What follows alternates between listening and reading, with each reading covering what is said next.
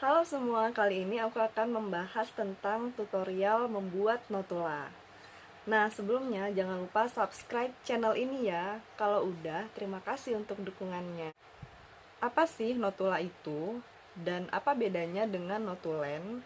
Terus gimana dengan notulensi?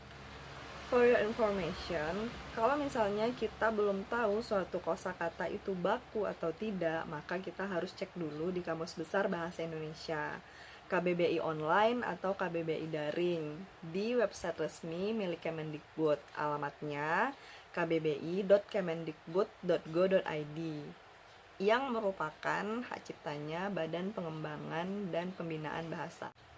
Nah, jadi setiap membuat dokumen formal harus banget menggunakan kosakata baku ya.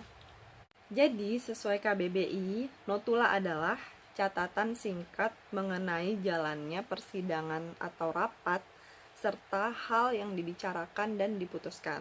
Misalnya nih dalam kalimat, notula rapat merupakan dokumentasi penting. Nah, kalau notulen atau notulensi menurut KBBI itu merupakan bentuk yang tidak baku. Sementara itu, notulis adalah orang yang bertugas membuat notula atau catatan rapat. Jadi sudah jelas ya dengan terminologinya. Sebelum membuat notula, pastikan kalian sudah membuat catatan mentah atau coret-coret di buku catatan lain atau diketik di komputer. Dan yang kedua adalah pastikan bahwa kalian sudah menyiapkan template notulanya. Salah satu kemampuan yang harus dimiliki oleh seorang IT Business Analyst adalah membuat notula. Jadi, setiap rapat, diskusi singkat, user assessment, atau bahkan UAT atau user acceptance test, teman-teman wajib inisiatif untuk bikin notulanya. Mau disuruh atasan atau enggak, itu wajib banget disiapkan aja. Notulanya itu baik mau pakai template formal atau memo singkat.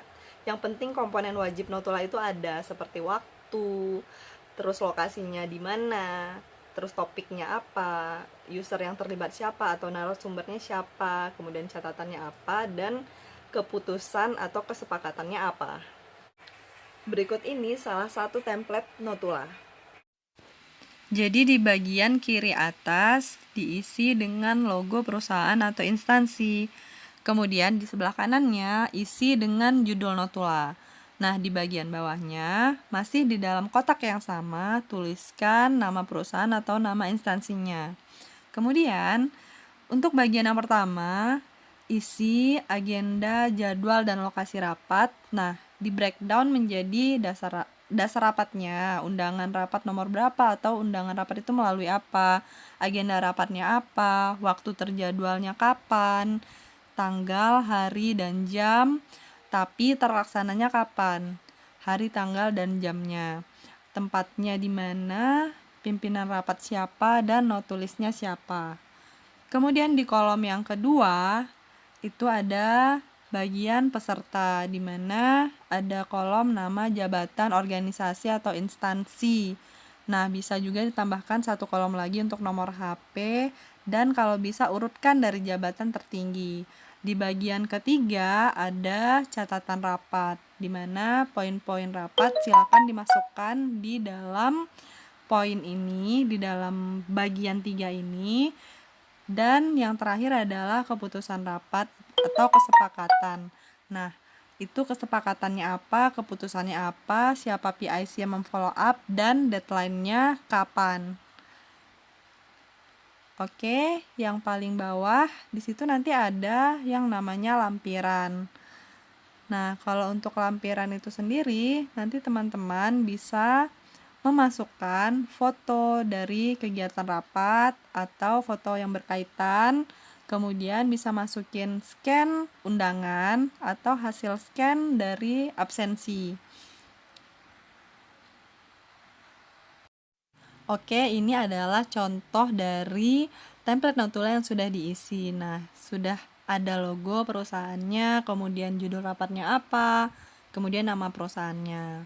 Nah, di bagian pertama ada dasar undangan rapat nomor 12 garis miring SSS garis miring 4 Romawi garis miring 2021. Agenda, nama agendanya apa, koordinasi dan pembahasan lanjutan menu transaksi aplikasi Smile, waktu, terjadwal dan terlaksananya kapan, tempat, pimpinan rapat, dan notulis. Untuk bagian peserta terlihat untuk perusahaan kliennya itu ditulis dari jabatan tertinggi, kemudian untuk perusahaan konsultannya ditulis juga dari jabatan tertinggi di nomor 4 dan 5. Nah, kemudian untuk di bagian catatan rapat, barulah kita breakdown itu poin-poin rapatnya itu apa-apa saja. Misalnya ada apa saja yang telah dibahas pada alur proses bisnisnya, transaksi dibuat setelah permohonan masuk dan sudah disetujui oleh kepala bagian produksi. Nah, maka dari itu harus kita capture ke dalam catatan ini agar sewaktu-waktu dilihat itu kita tidak lupa.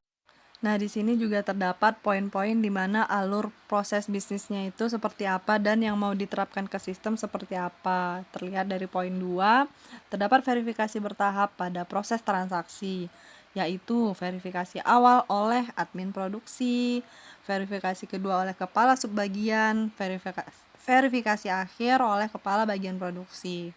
Nah, kemudian ada beberapa catatan teknisnya, perlu ditampilkan tanggal dan status transaksi di halaman indeks menu transaksi.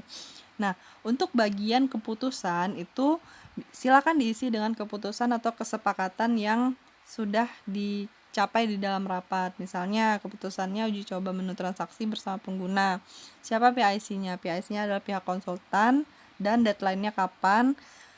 Uji coba itu harus dilaksanakan sebelum 30 Maret 2021. Kemudian apalagi kesepakatan yang didapatkan?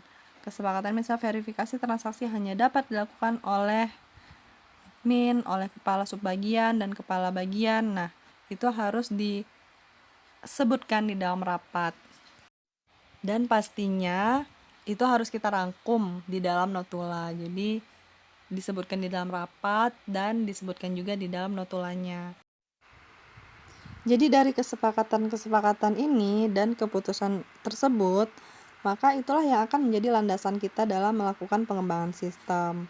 Sehingga apa yang sudah dibuatkan ke dalam sistem itu tidak gampang untuk diubah-ubah kembali, karena kita kembali lagi, kita sudah punya kesepakatan, kita sudah bisa merujuk dan kita menjadikan notula kita sebagai referensi, bahwa salah satu referensinya adalah notula bahwa di tanggal sekian, jam sekian, bersama user ABC itu kita sudah menyepakati dan memutuskan alur di dalam sistem itu dibuat seperti yang telah diputuskan.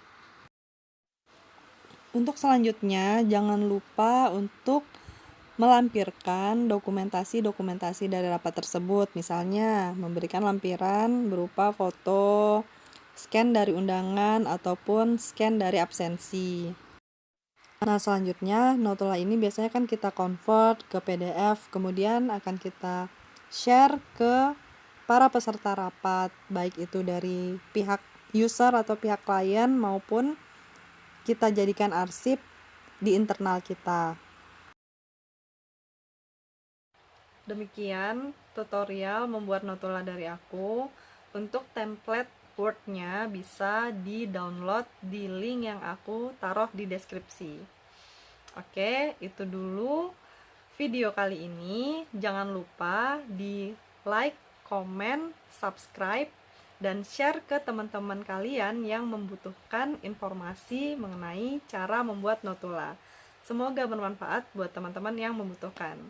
Thank you for watching and have a good one.